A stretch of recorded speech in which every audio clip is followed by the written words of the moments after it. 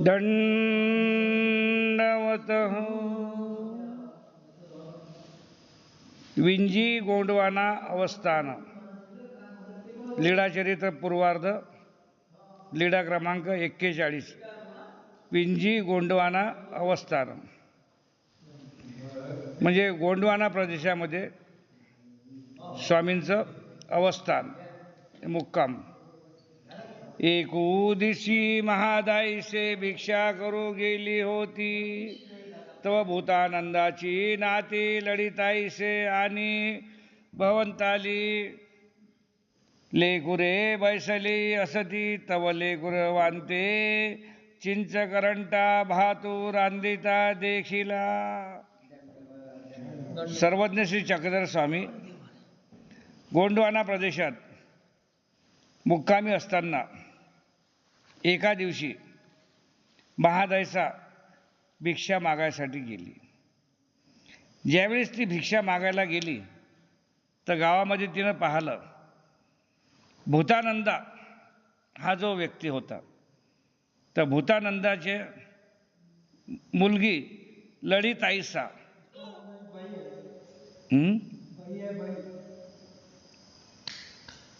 ललिताईसा हां तर भूतानंदा तिची मुलगी लळताईसे तिच्या आजूबाजूला अवतीभोवती तिचे नातं लेकरं जे होते ते बसलेले होते। तव लेकुरवा ते चिंच करंटा भातू रांदिता देखिला। मग तिनं त्यावेळेस पाहिलं ती जे नातू जे बाजूबाजूला बसले आहे तर त्यांनी चिंचेच्या झाडाचं लाकूड जे आहे त्या चिंचेच्या लाकूडच्या त्याच्यामध्ये त्याचं भांडं बनवलेलं होतं, चिंचेच्या लाकडाचं भांडं बनवलं होतं आणि त्या भांड्यामध्ये भात शिजवित होते आणि ते पोरं चुलीमध्ये आहार लावत होते। तो चटपटाकडे ती बुडी जाळू करिता ती ते पोरं चुलीत जाय घालत होते आणि त्या चिंचीच्या लाकडापासून जे बनवलेलं भांडं होतं त्याच्यात भात शिजवत होते। ते देखोनी महादाईसा विस्मो झाली। हे पाहून महादाईसाला एकदम आश्चर्य झालं की बा लाकडाच्या भांड्यात आणि ते भात शिजून राहिला, खाली आहार लागून राहिला, हे कसं?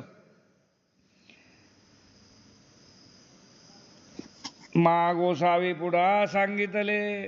ते परत आली आणि तिने स्वामीला ही हकीकत सांगितली की स्वामी राया ते बाई होती, तिच्या बाजूला नातू तिचे होते आणि चुलीवर चिंचीच्या भांड्यात भात शिजवत होते आणि ते पोरं त्याला आहार लावत होते। जी जी मी भिक्षा करू गेली तव लेकुरवे चिंच करंटा भातू रांदिते होती। म्हणजे मी भिक्षेला गेले त्यावेळेस मी अशी परिस्थिती पाहिली की ते पोरं त्या चिंचीच्या भांड्यामध्ये भात शिजवत होते। ते काही जी हे कसं काय शक्य आहे बा, लाकडाच्या भांड्यात भात शिजवून हे कसं काय शक्य आहे? गोसावी म्हणितले बाई आणती कला। मग गोसावी त्याला म्हणाले, बाई हे भात शिजवण्याची एक कला आहे, ते ज्यांना ते जमते तेच करू शकतात, ही एक कला आहे। हे पूर्वी बिंजी गोंडवाना होते, ते या गोंडाशी यांची प्रीती संचरिली, ते तिये यासी एशीची करीती। मग स्वामी म्हणाले याच्या पूर्वी आम्ही विंजानी गोंडवाना प्रदेशात होतो, तर त्यावेळेस ते या गोंडाशी याची प्रीती संचरिती। तर जसं तुम्ही आज पाहिलं अशाच प्रकारे तिथले जे गोंड लोक होते ते असा स्वयंपाक करत, तै तिये यासी ऐशीची करीती। ज्या प्रमाणे तुम्ही आज पाहिलं त्याचप्रमाणे ते लोक भात शिजवत होते। वेडवाचे कांडे तोडून आणि ती बास जो असते बासाचं कांडं तोडून आणत होते। विंदती विंदोनी भीतरी तांदूळ घाली ती, त्याला एका साईडनं मेन लावत आणि त्याच्यामध्ये तांदूळ घालत। पाण्याची शिर यातेची जाणती, त्याच्यात पाणी टाकत आणि पाणी टाकल्यानंतर ते तोंड बंद केलं की ते जाणते। ऐसे ऐसे खनती आणि बर्वे निर्झर उदक निघे. त्याच्यात चांगल्या प्रकारचं पाणी टाकत होते. पाणी आणि ती तांदूळ आणि निगुतेची पाने वेळोवाचे कांडा घाली ती. चांगलं निर्मळ शुद्ध झऱ्याचं पाणी आणत, पाणी त्या कांड्यात टाकत आणि त्याच्यात चावल टाकत. मागुती डांबिरी लाहली ती, त्याच्यावर डांबर लावत. वरी शेने मातीचा बोंबी ती, अग्नी पाडी ती, मग अग्नी आणतू घाली ती.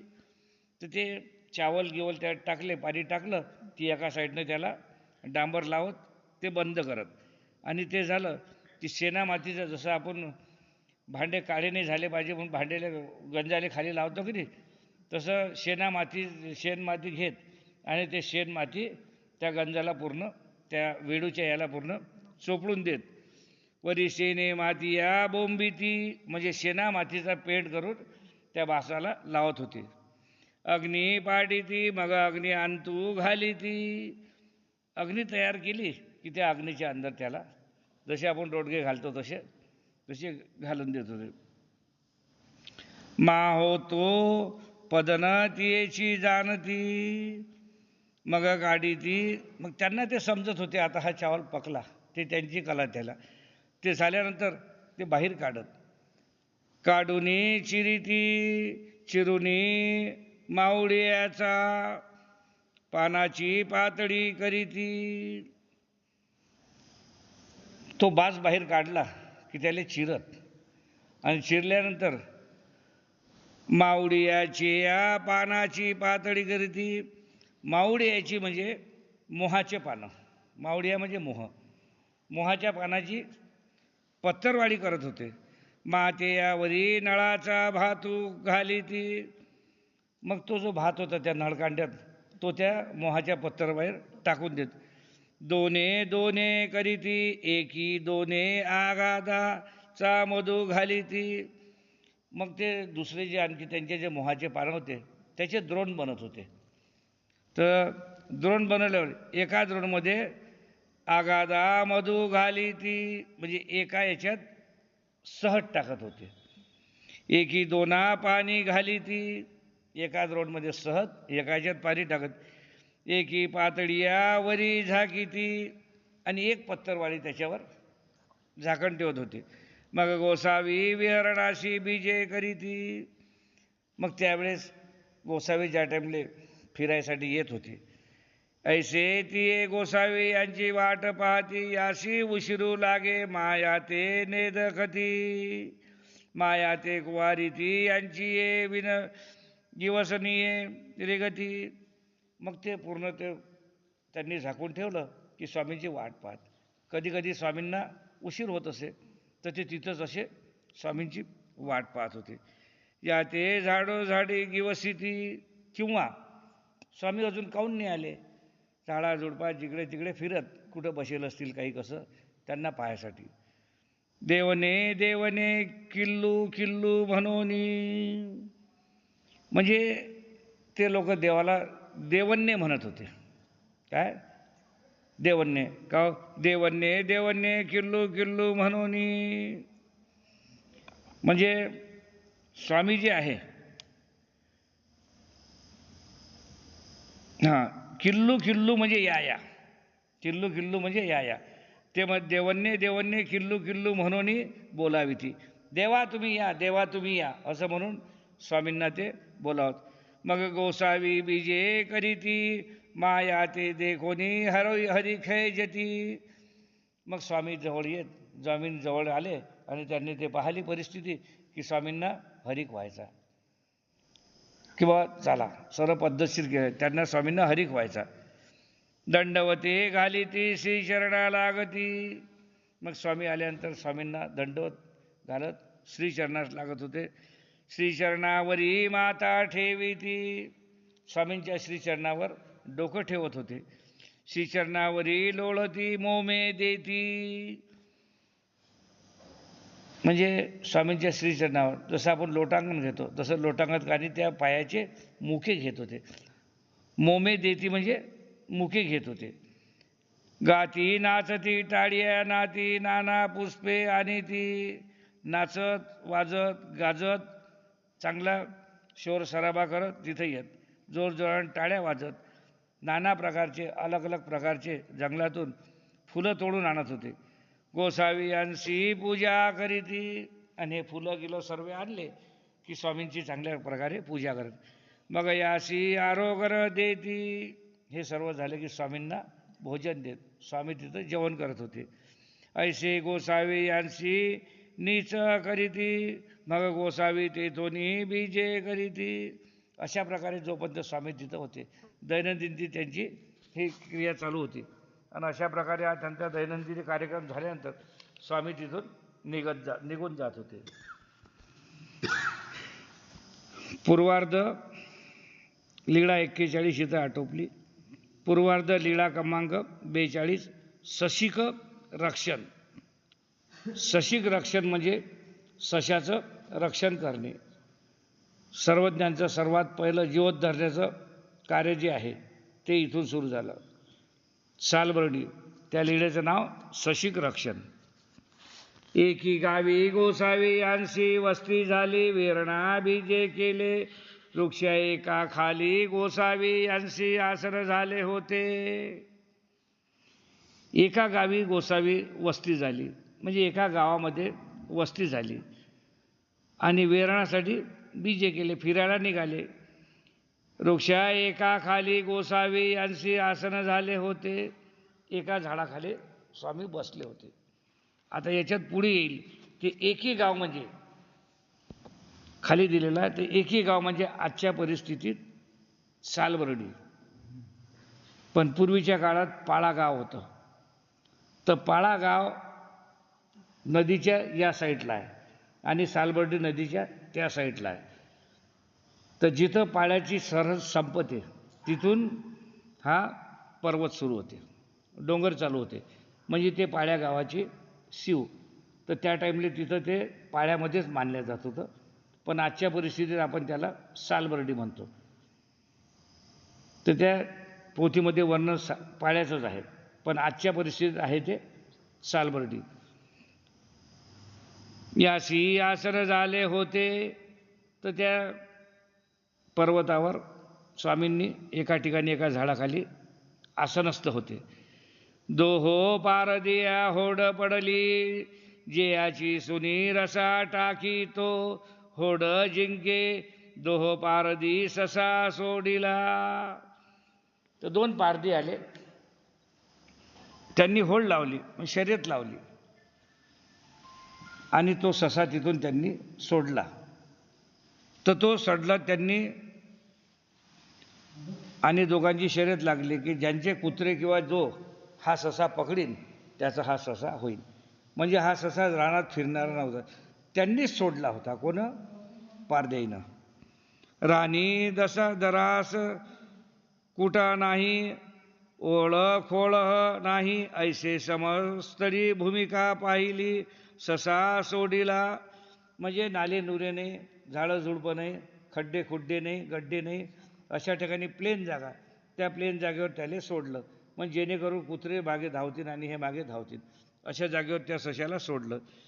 ते या सवे सुनी लागली, आणि जसा तो ससा सोडला त्याच्या मागे सर्वे धावू लागले. ससा पळतू जातू होता, तव गोसावी अंते देखिले. ससा बिचारा आपला जीव पर्यासाठी सैरावैरा धावत होता, त्याच्या मागे कुत्रे धावत होते, कुत्रेच्या मागे पारधी होते. तर हा ससा धावून राहिला हे स्वामींनी पाहिलं. म्हणजे गोसावी आहे ते देखिले, म्हणजे तो ससा धावत असताना त्यांनी स्वामींना पाहिलं की इथं झाडाखाली एक स्वामी बसलेले आहेत. आणि गोसावी अंते टाकूनी आला, गोसावी जवळ धावत धावत आला. सर्वज्ञे म्हणितले महात्मे होया, म्हणून गोसावी जाणू उचलली. तर स्वामींनी जसा तो ससा जवळ येताना पाहिला तर स्वामी म्हणाले, म्हणजे सर्वात पहिले तिथं जे मौन्य देव होते, म्हणजे मुनिदेव मौन्य व्रतात होते ना, तर त्या टाईमला त्या स्वामींच्या तोंडातून सर्वात पहिला शब्द निघाला. कोणता? महात्मे हो या, हा पहिला शब्द. म्हणजे 12 वर्षांचं जे मौन होतं ना, ते मौन तुटल्यानंतर महात्मे हो या. म्हणून जाणू उचलीला, महात्मे हो या म्हटलं आणि आपली मांडी मारून जे बसले होते ते मांडी अशी वर केली. तो येऊनी गोसावी यांची जाणू खाली रिगाला, श्रीमूर्ती अवलोकू लागिला. तो आला ससा आणि मांडी खाली गटकन बसला आणि स्वामींना तो तिथून पाहू लागला. तव मागिला कडोनी सुनिया आलिया. तर समोरच्या साईडनं ते पारधी आणि ते कुत्रे तिकडून धावत धावत आले. तिया पुढा उभ्या राहिलिया, तिया मागिला कडोनी पारधी आले. ते कुत्रे धावत आले, कुत्रे चुपचाप उभे राहिले आणि त्याच्या मागे ते पारधी आले. पारधी बी धावत आले आणि तिथं उभे राहिले. ते पुढा उभे राहिले, दंडवत केले, श्री चरणा लागले. ते पारधी आले, पारधी आल्यानंतर त्यांनी काय केलं, दंडवत केले, श्री चरणास लागले. मग तेही गोसावी अंते विनविले, जी जी जी ससा सोडावा सर्वज्ञ म्हणितले हा नेंदीजे. मग त्यांनी दोन्ही पारध्यांनी स्वामींना विनंती केली की जी जी आमचा हा ससा आहे, हा ससा तुम्ही सोडा. सर्वज्ञ म्हणितले हा नेंदीजे.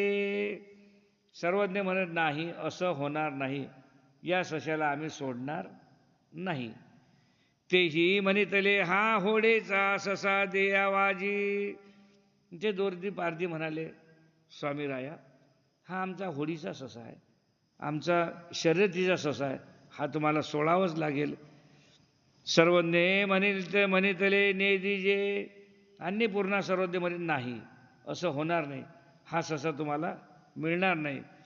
या कारणे सुनिया काढनिया होती.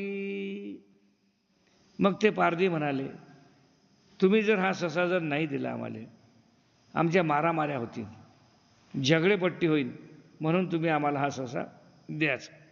सर्वज्ञ म्हणितले हांगा येथ शरण आल्या काही मरण असे. मग सर्वज्ञ म्हणाले, स्वामी म्हणाले हांगा येथ शरण आल्या काही मरण नाही. स्वामी म्हणाले येथ शरण आलेल्याला कधी मरण येत नाही. म्हणजे शरण आल्या काही मरण असे, म्हणजे आमच्या जो शरण आला त्याला काही मरण असते, त्याला मरण नाही आहे. मग ती श्रीमुखाची वास पाहिली, जी जी तरी हा गोसावी रखिला, ऐसे म्हणून ते निघाले. मग त्यांनी स्वामींच्या श्रीमुखाकडे पाहिलं. श्रीमुखाकडे पाहिल्यानंतर नाईलाज तो जी जी तरी हा गोसावी राखिला. मग आता गोसावी यांनी हा राखलाच, आता काही इलाज नाही त्याले, आता आपण प्रयत्न सोडा. ऐसे म्हणून ते निघाले, असं म्हणून ते परत निघाले.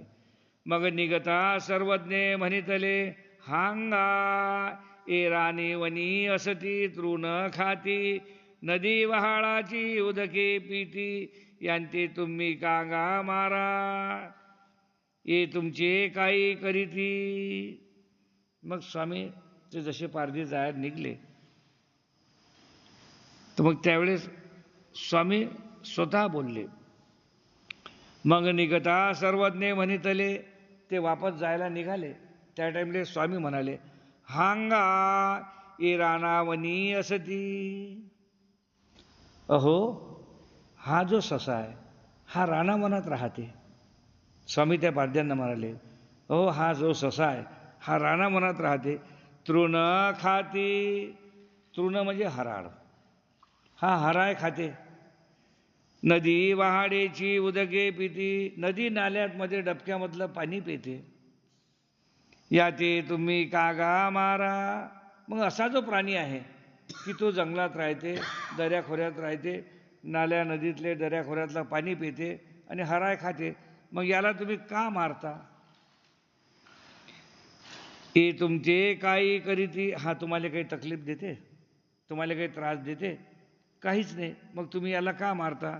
जी जी तरी आजी लागोनी न मारू आणि काही ऐसे म्हणोनी तेही दंडवत केले. त्यांनी स्वामींना म्हटलं, स्वामी राया, आजपर्यंत जे आम्ही केलं ते केलं. आजपासून आम्ही शिकार करणार नाही, सशाला मारणार नाही. आजपासून शिकार आमची बंद. असं म्हणून पारधी आणि कुत्रे परत निघाले. श्रीचरणा लागले मग म्हणितले, महात्मे हो आता जा. ते श्रीचरणाला लागले, पारधी तर निघून गेले. मग निघाले ते गेले गोसावी वरती जाणू उचलीला. ते पारधी गेल्यानंतर स्वामींनी आपली मांडी, जाणू म्हणजे हे स्थळी, ससा रक्षीला जाणूस्थळी. जाणूस्थळी म्हणजे, जाणू म्हणजे मांडी, हे आपलं हे म्हणतो. जाणू म्हणजे मांडी आणि याच्या स्थळी म्हणजे खाली, म्हणजे मांडीच्या खाली सशाचं रक्षण केलं. गोसावी वरती जाणू उचलिली. स्वामींनी आपली मांडी जी आहे अशी पोटरकी अशी वर केली आणि ते अवलोकुनी सर्वज्ञ म्हणितले. मग त्या सशाला स्वामींनी पाहिलं. ससा स्वामीला पाहू लागला, स्वामी सशाला पाहू लागले आणि स्वामी म्हणाले, महात्मे हो आता जा आणि निघाला. स्वामी म्हणाले, तुम्ही आता निघा, तुम्ही आता जा.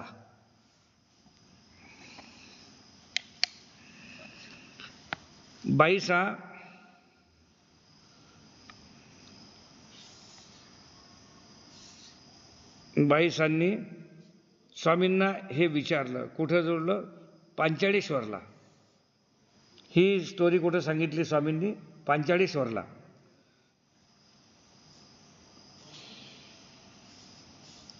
आड नावाचा एक ब्राह्मण होता. त्या ब्राह्मणाला अभयदान देताना त्या अभय प्रसंगी स्वामींनी ही गोष्ट बाईसांना सांगितली. कुठं सांगितली? पांचाळेश्वरला. इथून ससा रक्षणची लीळा संपली. आता पूर्वार्ध लीळा क्रमांक 43. शेंदूरजनी मास उपवासनी स्थिती. शेंदूरजनी मास उपवासनी स्थिती म्हणजे शेंदूरजनीला 1 महिन्याचा ज्या उपवास करणाऱ्या बाया होत्या,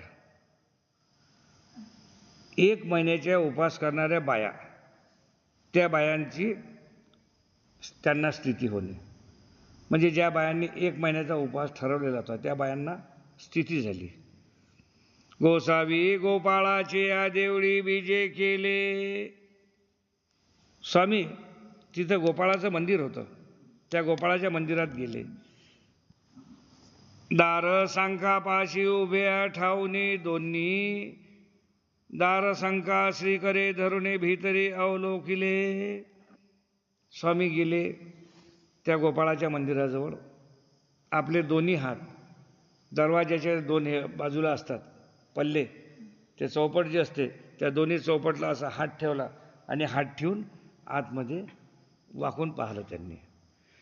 तव अवघिया मासोपवासिनी बैसलिया असती. तर तेव्हा त्यांनी पाहिलं की अवघ्या मासोपवासिनिया म्हणजे 1 महिन्याचं व्रत करणाऱ्या बाया, उपवास करणाऱ्या बाया सर्व एका लाईननं बसलेल्या आहेत. ते यांते गोसावी अवलोकिले. स्वामींनी असं दोन्ही हात ठेवले दरवाजावर, तिथून पाहिलं आणि स्वामींनी त्यांना सर्व बायांना त्यांच्यावर नजर टाकली, त्यांना पाहिलं. गोसावी अंते देखुनी ते या अंतू एकी उठिली. स्वामींना पाहिल्यानंतर त्या बायांमधली एक बाई उठली आणि ते समोर आली. श्रीचरणा लागली, श्रीमुखीचे तांबूळ मागितले. त्या सर्व बाया ज्या बसल्या त्या बायातून एकुलती एक बाई उठली आणि ते स्वामींजवळ आली. दंडवत घातले, श्रीचरणास लागितली आणि स्वामींना विनंती केली, तुमच्या तोंडात जे तुम्ही पान खाल्लेलं आहे त्याला आपण तांबूळ म्हणतो, त्या तांबूळाचा प्रसाद मला द्या. आणि 2 हात स्वामींपुढे असे पसारले. जी जी तांबूळ द्यावे. दोन्ही हाताची अशी पोच समोर केली आणि म्हणे, याच्यात मला तुम्ही तांबूळ द्या. गोसावी अनुकारेची दाखविले या अवघिया देखत असती की. स्वामींनी मानेनं असं हलवलं की नाही, ह्या सर्व बाया तुम्हाला पाहून राहिल्या आणि मी तुम्हाला तांबूळ कसा देऊ. नाजी काही तैशी काही नाही, यांचे काही गोसावी द्यावे. तसं काही नाही, त्याला काही घेणं देणं नाही, तुम्ही त्याला काही देत नाही आणि मला तुम्ही तांबूळ तुमचा द्या. गोसावी गरुडाच्या साज्यापाशी बीजे केले. गरुडारा गोसावी यांची आसन झाले. तर आतमध्ये गेल्यानंतर गोसावी तिथं गरुडाच्या साजे या पाशी म्हणजे गरुड पक्षी जो असते तशा आकाराचा काहीतरी पाषाणावर बनवलं होतं, त्याच्याजवळ जाऊन स्वामी गरुड राजा गोसावी यांचे आसन झाले. त्या गरुडाजवळ गरुडावर स्वामींचं आसन झाले. स्वामी तिथं विराजमान झाले. तेथं तांबोळाची ती हातू ओढविला. ते आणखी पुन्हा गेलीच. स्वामीसमोर हात पोच केली, मला तांबोळाचा प्रसाद द्या.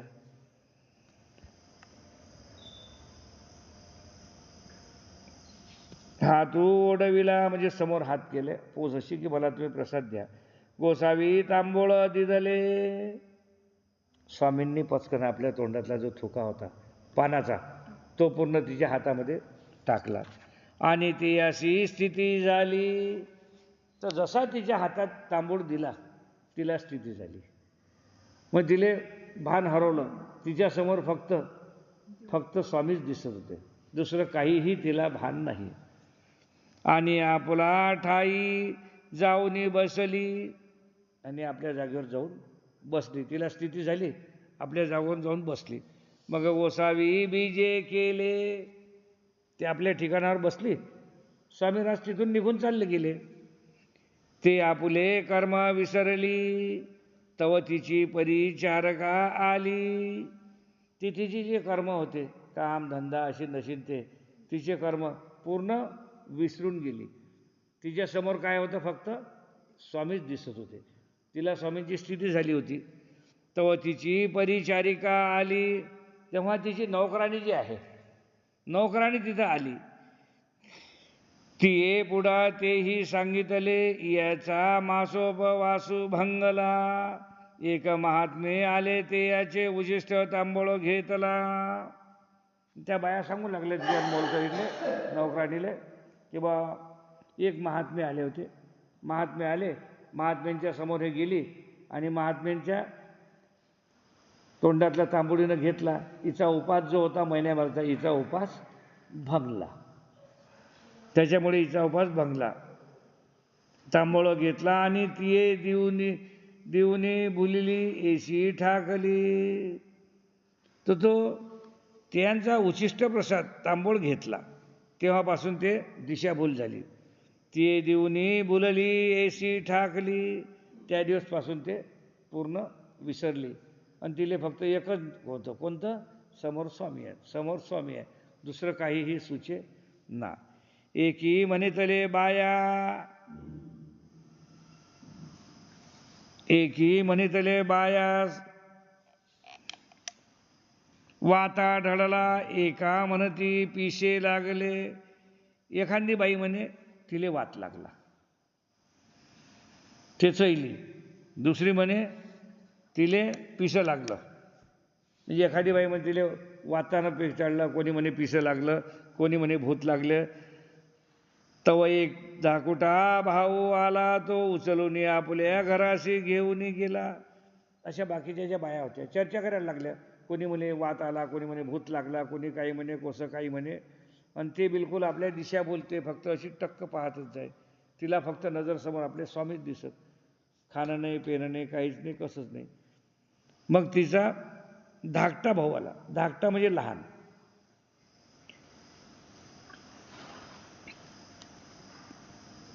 तेव्हा धाकुटा भाऊ आला, तो उचलून आपल्या घराशी घेऊन गेला. धाकटा म्हणजे लहान, थोरला म्हणजे मोठा. तर तिचा धाकटा भाऊ लहान भाऊ आला आणि तिले उचलून आपल्या घरात घेऊन गेला. देवाऱ्यावरी बैसविले.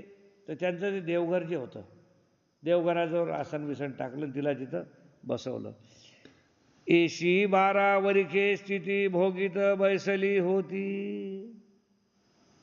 खाणं नाही, पेणं नाही, अन्न नाही, पाणी नाही, काम नाही, धाम नाही, काहीच नाही, कसंच नाही.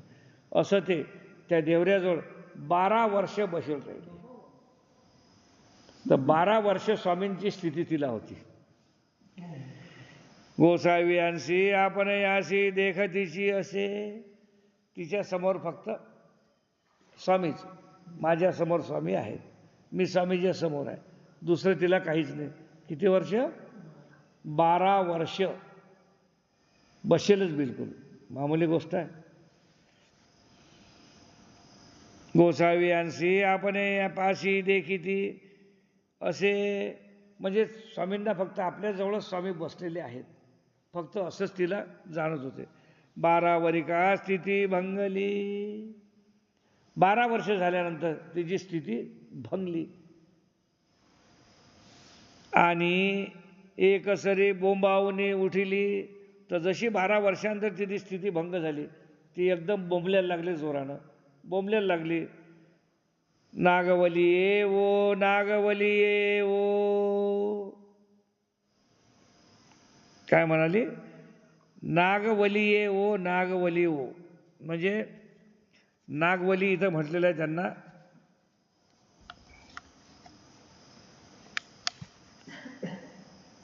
सर्वस्व.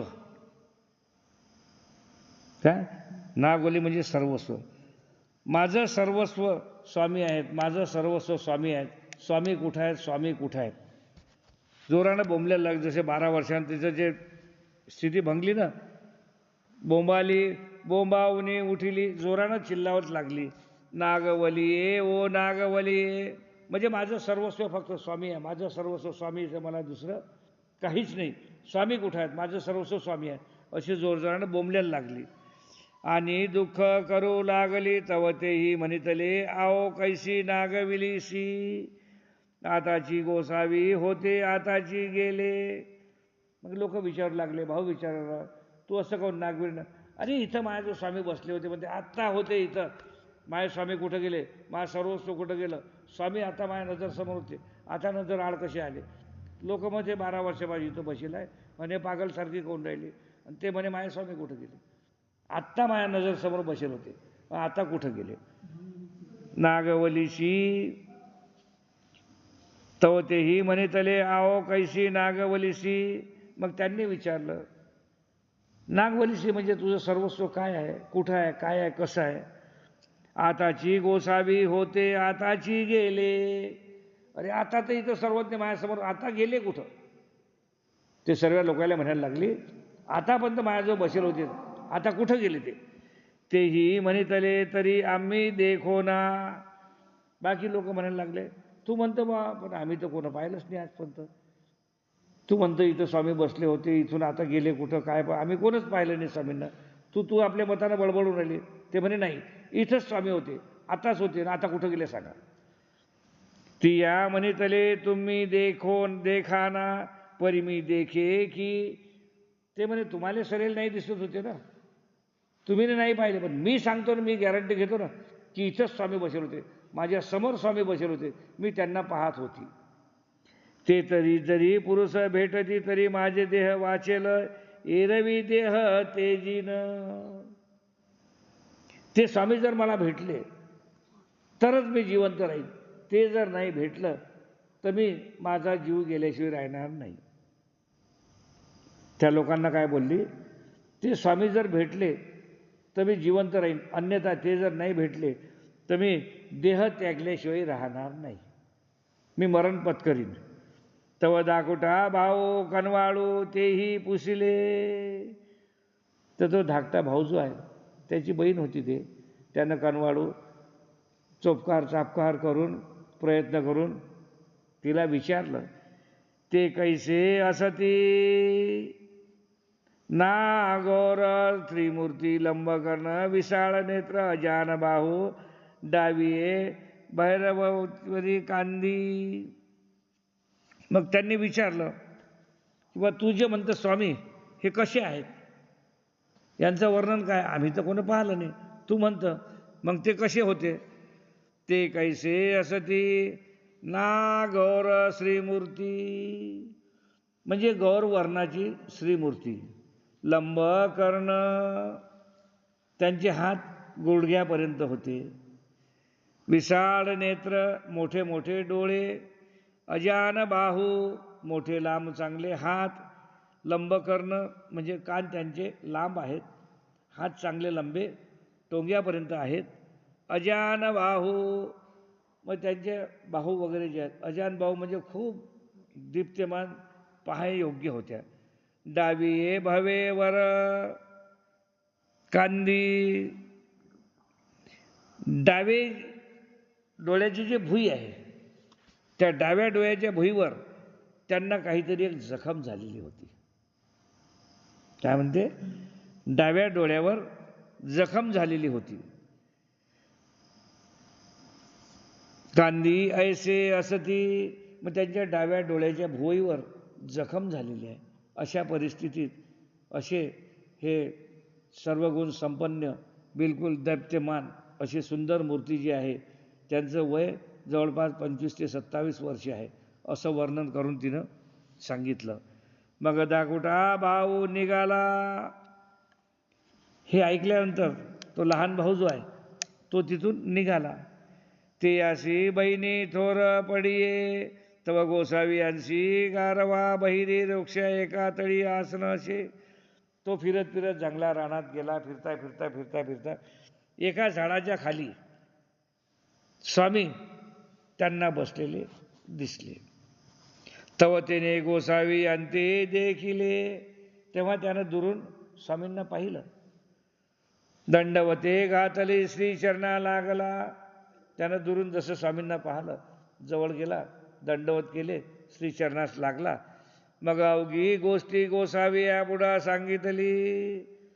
मग हा मागचा जो वृत्तांत होता, असं असं घडलं, सुरुवातपासून त्यांनी सांगितलं की बा 1 महिन्याच्या उपासावल्या बाया होत्या, एक महात्मे आले, त्यांनी तांबूळ दिला, माझी बहीण तिथं स्थिती झाली, 12 वर्ष बसली राहिली, 12 वर्षानंतर तिची स्थिती भंग झाली, ती अशी जी बोंबल्याला लागली.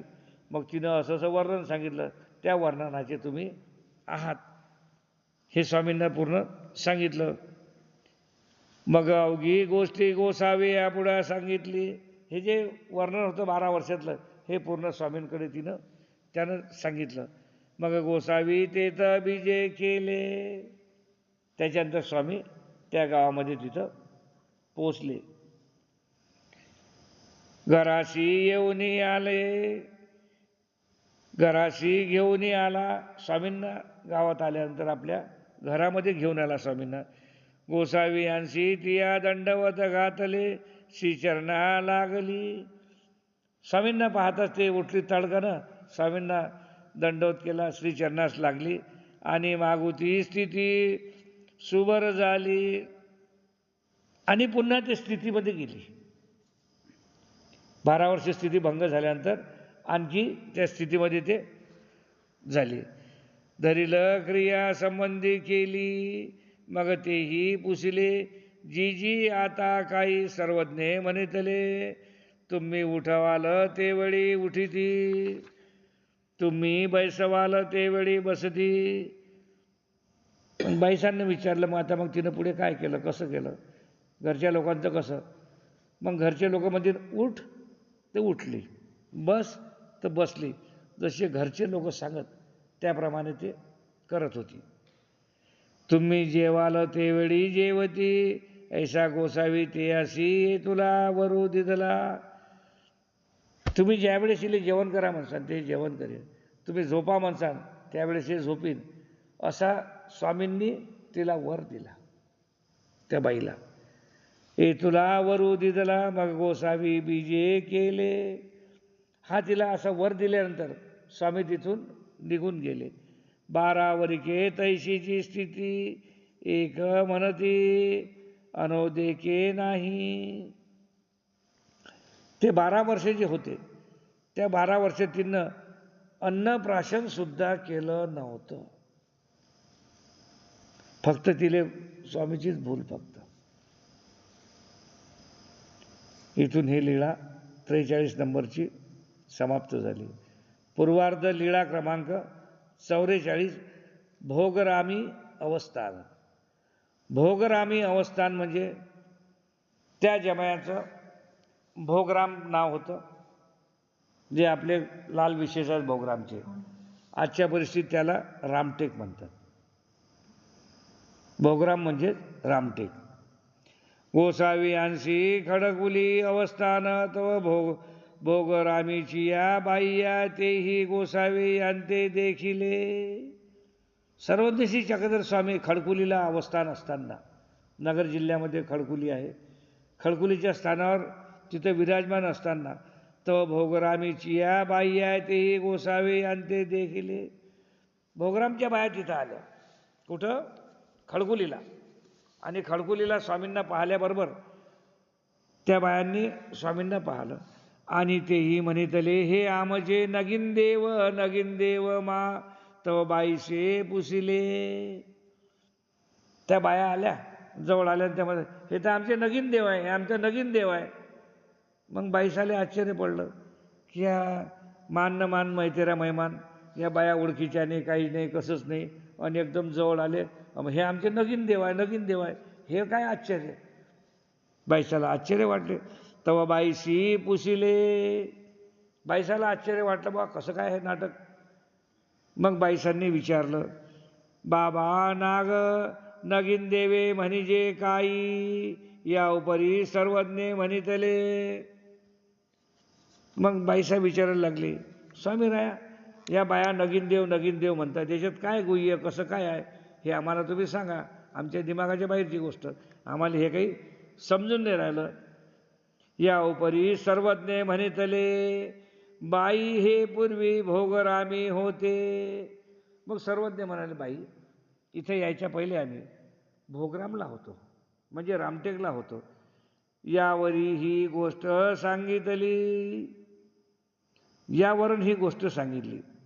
कोणती? बाईसांना सांगितली. कुठं? खडकुलीला ही गोष्ट सांगितली. कोणती? आता पुढे जी गोष्ट सांगणार आहे. आंबाळ तलावाच्या किंवा शेऊर विहिरीच्या, कापूर विहिरीच्या जवळ भोजन. मग स्वामींनी सांगितलं की अंबाळा तलाव आहे, अंबाळा तलावाच्या काठ्यावर किंवा कधी कधी सेंदूर विहीर आहे किंवा कापूर विहीर आहे. म्हणजे अंबाळा तलावाच्या काठावर, सेंदूर विहिरीच्या काठावर, कधी कधी कापूर विहिरीच्या काठावर, विहिरीच्या जवळ जाऊन स्वामी बसून भोजन करत होते. आपली शिदूर भिक्षा नेऊन तिथं जेवण करत होते. भोगरामी गोसावी यांसी ओट्यावरी अवस्थान. भोगरामला जो ओटा होता त्या ओट्यावर अवस्थान, तिथं राहत होते, मुक्काम करत होते. रामाच्या देवळी उदय यांची गोसावी आसनी उपविष्ट असती. समोर गेल्यानंतर रामाचं लक्ष्मणाचं मंदिर आहे. सकाळच्या वेळेस गोसावी त्या मंदिरामध्ये जाऊन आसनावर बसत होते. तर आम्ही रामटेकला गेलो पुष्कळ वेळ, अजून मंदिरात गेलो नाही. लोक सांगतात की व रामाच्या लक्ष्मणाच्या मंदिरात तिथं आपलं आहे, एक स्थान आहे. पण मी अजून 45 वर्ष नागपुरात राहिलो, पण मी ते स्थान अजून पाहिलेलं नाही आहे. तिथं आपलं कोणी राहत नाही, भिक्षुक नाही, काहीच नाही, कसंच नाही, उटी अवसर नाही, काहीच नाही. ते नपाडच्यामध्ये ते स्थान आहे म्हणतात. हे चरित्र सांगते. तव बोने बाह्या देवतेशी दंडवता आलिया, ते गोसावी अंते देखिले दंडवत केले, श्रीचरणा लागलिया. मग गोसावी अंते पुसिले, बा आपणे अशी नाव काही नगीन देव. त्या बाया जवळ आल्या, दंडवत घातल्या, श्रीचरणा लागल्या आणि विचारलं, बा आपण नगीन देव, आमचे जे नगीन देव आहे ते तुम्हीच आहात की नाही. गोसावी श्री मुकुटाने मानिले, मग तिया रामाशी गेलिया पूजा केली. मग त्या बायांनी विचारलं की बा तुमचे आमचे जे नगीन देव आहे तुम्ही भोगरामचे तेच आहे की नाही? स्वामींना मुंडी हलवली आणि सांगितलं हो मी तोच आहे नगीन देव. मग त्या सर्व बाया समोर आल्या आणि त्यांनी स्वामींची पूजा अर्चा केली. मग मागुतिया आलिया गोसावी अंते विनविले. पुन्हा ज्या मागच्या होत्या त्या समोर आल्या आणि स्वामींना त्यांनी विनंती केली, बा नगीन देवो हो आमुची या गुंफे बीजे करावे जी. त्या ज्या बाया होत्या त्या म्हणाल्या, बाजूला आमची गुंफा आहे, आमच्या गुंफेमध्ये तुम्ही चला. ही गोष्ट कुठली? खडकुली. गोसावी यांची बीजे करावीची प्रवृत्ती. गोसावी विनंती स्वीकारली. तर गोसावी यांना तिथे जायची प्रवृत्ती झाली. गोसावी यांनी त्यांची विनंती स्वीकार केली. काही हरकत नाही, आम्ही तुमच्या गुंफेमध्ये येतो. गोसावी त्याची गुंफेशी बीजे केले. मग गोसावी त्यांच्या गुंफेमध्ये गेले. आसन रचिले. गोसावी आसनी उपविष्ट झाले. त्यांनी चांगले आसन बनवलं. आसन बनवल्यानंतर स्वामीराज त्या आसनावर विराजमान झाले. तेही गोसावी यांची आरोग्य दिदली. स्वामींना भोजन दिलं, आरोग्य स्वामींची झाली. गुळडा झाला, विडा झाला. मग तेही गोसावी अंते विनविले. स्वामींचं जेवण झाल्यानंतर गुळणा झाला, विडा झाला. आणखी पुन्हा त्यांनी विनंती केली, वा नगीन देवो हो जव येत अशी जेले तव येतची येऊनी आरोगणा करावी बा. त्यांनी विनंती केली की तुम्ही या खडकुलीच्या परिसरात जोपर्यंत आहात तोपर्यंत दैनंदिनी तुम्ही येऊन आमच्या इथं भोजन करत जा. उद्या जैसे असे तैसे आरोगी जे बा. विडीचा भिक्षा करुनी येऊनी बा. जैसी असेल तैसे आरोगावे बा. उद्या म्हणजे सकाळी आम्ही भिक्षा करत जाऊ आणि भिक्षा केल्यानंतर आमच्याजवळ भिक्षेमध्ये जे काही असलं नसलं ते तुम्ही स्वीकार करत जा.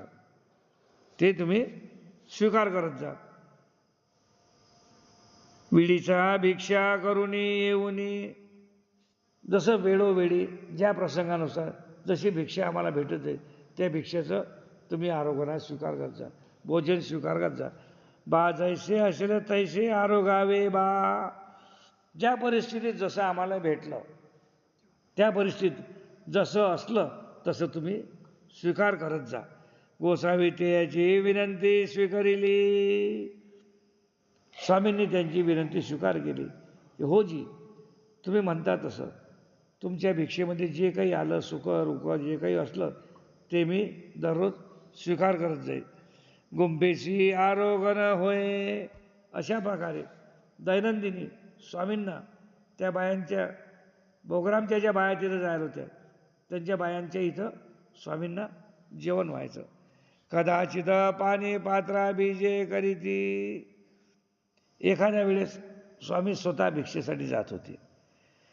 रामाचा देवळी ओट्यावरी पहुड होय. रामाच्या मंदिरात जो ओटा आहे त्या ओढ्यावर झोपून जात होते. तेथेची बळवे आदी गोसावी यांच्या श्रीचरणावरी फुले ठेवीती. तिथला जो पुजारी होता तो जाऊन स्वामींच्या श्रीचरणावर फुलं वाहत जाय, त्यांची पूजा अर्चा करत जाय. दुपारती मंगळारती करीती. पाठी देवतेशी पूजा करीती. दुपारती मंगळ आरती सर्व प्रकारे जे काही आपली आपली विधी आहे त्या विधीप्रमाणे पूर्ण पूजा अवसर केल्यानंतर पाठी देवतेशी पूजा करीती. म्हणजे पहिले सर्वज्ञांची पूजा करी. सर्वज्ञांची पूजा झाल्यानंतर मग त्याची जी देवी देवता होती त्या देवी देवताची पूजा करीत होता. पाठी देवतेशी पूजा करीती. दुपारती मंगळारती करीती. पाठी हे गेले या उपरी येथेची या अस्ताराशी करीती. स्वामींचं पूजा अवसर सर्व झाल्यानंतर त्याची जी देवता होती त्या देवतेची पूजा करे. कालांतरानं काही दिवसानं स्वामी तिथून निघून गेले. पाठी हे गेले या उपरी येथीचे या असतानाशी करीती, ऐसे गोसावे खेतुले एक दिस तेथ राज्य केले. असे काही दिवस स्वामींनी तिथं राज्य केले, म्हणजे मुक्काम केलं. मग गोसावी तेथोनी मनसिडेशी बीजे केले. तिथलं ते पूर्ण झाल्यानंतर गोसावी जे आहे ते तिथून मनसरला निघून गेले. तिथं बरेच दिवस त्यांनी राज्य केल्यानंतर स्वामी मनसरला निघून गेले. अशा प्रकारे पूर्वार्ध लीळा क्रमांक 44 आटोपली. दंडवत हो.